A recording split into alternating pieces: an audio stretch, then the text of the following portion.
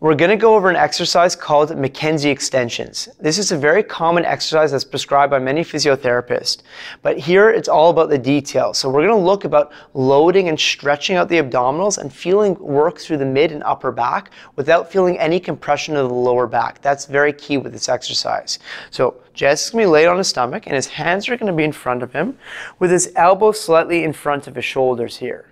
Now what Jace is going to do is he's going to concentrate on pulling the floor backwards. So he's thinking about pulling backwards so that his rib cage is actually being brought forwards to the front of the room. So let's just show that. So imagine that you're pulling with your hands and your forearms so that this goes forward in space.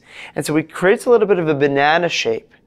And hopefully as he's feeling his abdominals working here rather than pinching in the lower back. So if he's not feeling any pain in the low back, that's great. And if he is, I'll talk about what he's going to do. How's that feeling? Good. Okay. So he's really focusing on this lengthening of his ribs, leaving his rib cage behind as he pulls his chest bone forward or his ribs forward to the front of the room here. And he's going to inhale as he lifts.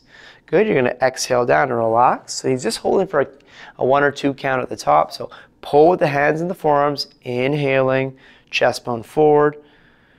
Good, and last one, and we'll talk about some common faults. So notice how it's pushing forward in a shape like that as he comes up. Now, if you are feeling any pinching in your lower back, make sure that you're really having that strong intention of thinking about forwards, not upwards. So that's one. If you're still having pain, I'm going to ask Jess to bring his hands more forward in space. So in this case, you're not going to be able to lift as high, but that's totally okay. I just want you to get this idea of being able to pull, feeling abdominal stretch without pinching the low back or compression. So you're going to pull here, pulling the floor back, and lifting here.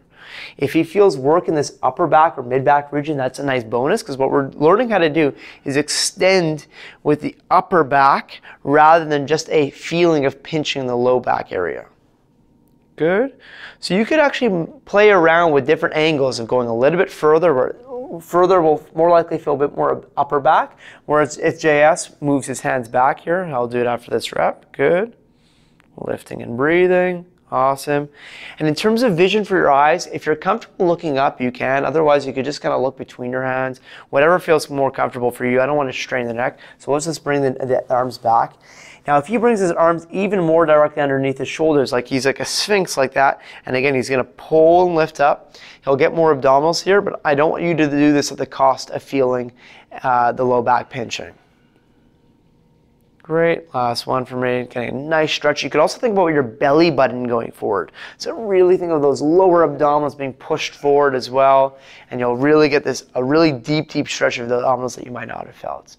So give that a shot and let us know how it goes.